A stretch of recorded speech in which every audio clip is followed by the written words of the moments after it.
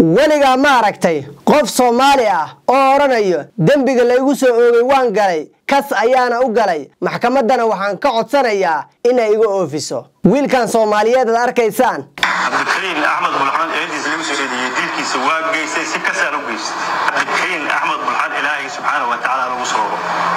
waxaan diyaar u ahay danuubtiisi in la iga gudan diyaar u maxkamadda ka codsanaya sida wabillahi tawfiiq Allahu akbar wuxuu leeyahay walaalkay aniga ayaa dilay kas ayaana u dilay gacantayda ayuu ku baxay maxkamadana waxaan ka codsanayaa in ay qisaasti iga oofiso oo dambigiisa la iga rido oo tiirka la igeeyo oo la i toogto waxaan u malaynayaa xaqaygu waa markii igu horeysay aan arka dadka maalin waliba noola soo bandhiga maxkamadaha la hortaagay dambiyada galay waa qofkii igu horeeyay aan arkaya ee oranayo qofka aniga dilay ilaahan igu sababay kas ayaana u dilay ee maxkamadda waxaan ka codsanayaa in qisaasti la iga oofiyo waa qofkii igu horeeyay ee aan arka ee qof dilay waa tahay dambiga aad gashay in aad qirato in aad sheegto in aadan ka gaban taa ayaa ah raganimo iyo geesinimo inta badan waxaynu aragnaa dadka ayagoo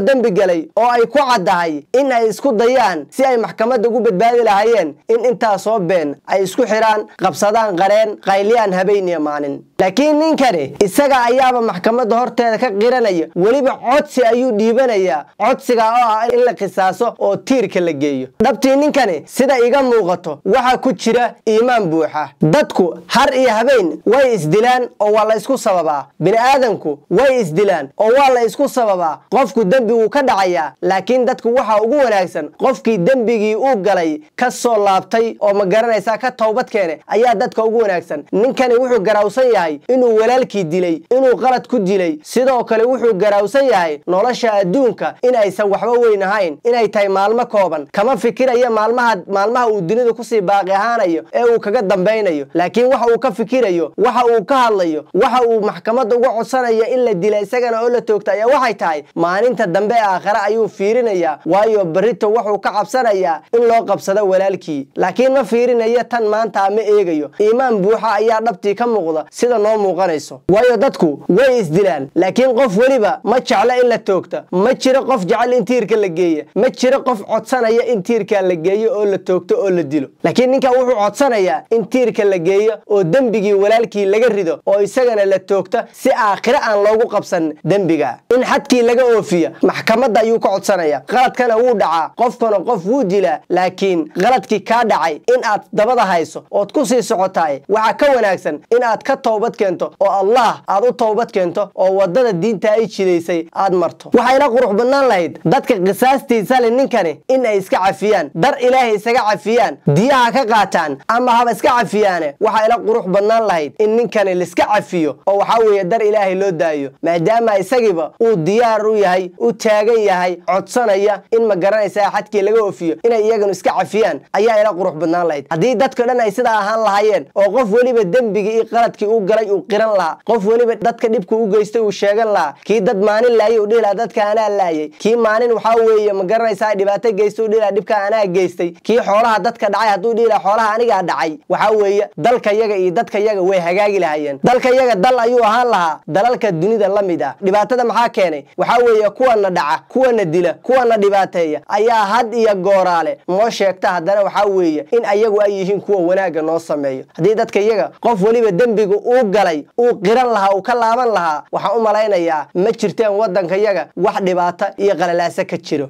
xaqa ilaahay hana waafajiyo